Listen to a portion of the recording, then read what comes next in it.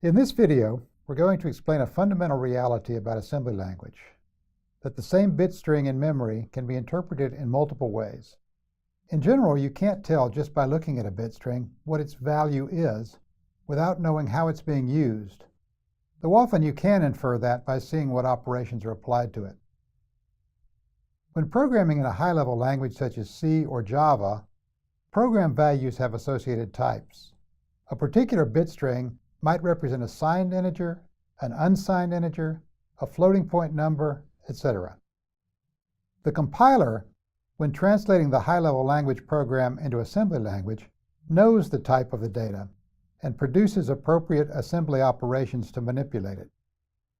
For example, two 2's complement integers could have the same bit string representation as two floats, but when adding them, the compiler knows to generate an integer addition in the first case and a floating point addition in the second. However, at the level of assembly language, there is no explicit type information associated with a bit string.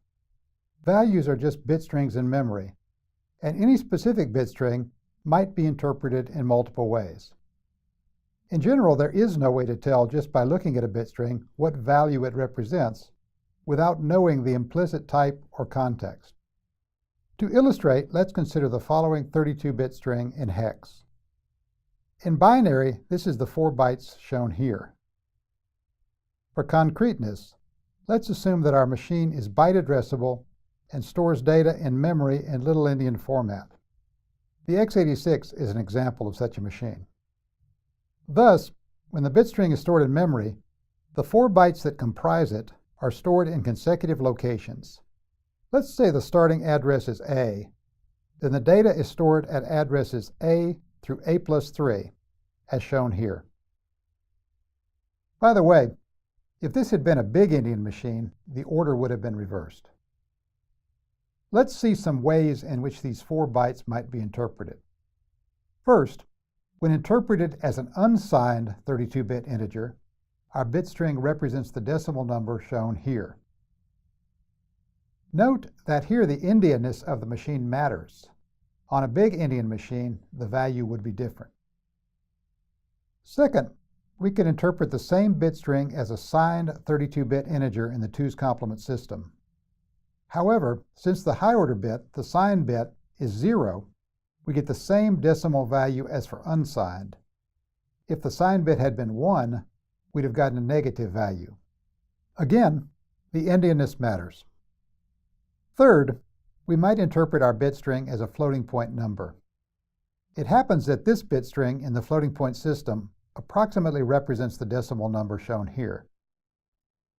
Again, on a big Endian machine, we'd get a different value. Fourth, since our original string contains 4 bytes of data, we might interpret those as 4 ASCII characters. In this case, we read the contents of each successive address and get the characters A, B, C, and D. Here, the Endianness of the machine wouldn't matter, assuming that the chars were stored in the addresses given. Fifth, we might interpret the 4 bytes as 2 shorts, that is, 16-bit integers. Again, the Endianness of the machine matters.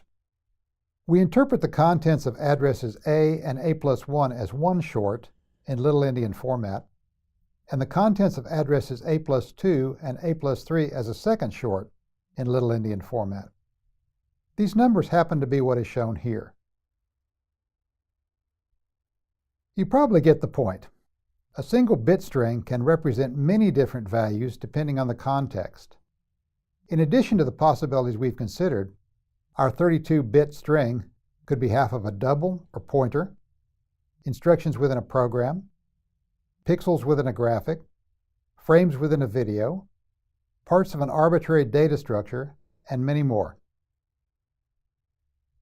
Finally, it's not true that every bit string can legitimately be interpreted as any type. For example, there may be some bytes that are not legal ASCII characters. Some double words are not numbers when interpreted as floats, and trying to interpret an arbitrary bit string as an instruction is likely to crash your program. A correct compiler will generate legal bit strings at the assembly level, but it can be difficult to extract a high-level program from assembly because much of the context has been lost in the translation.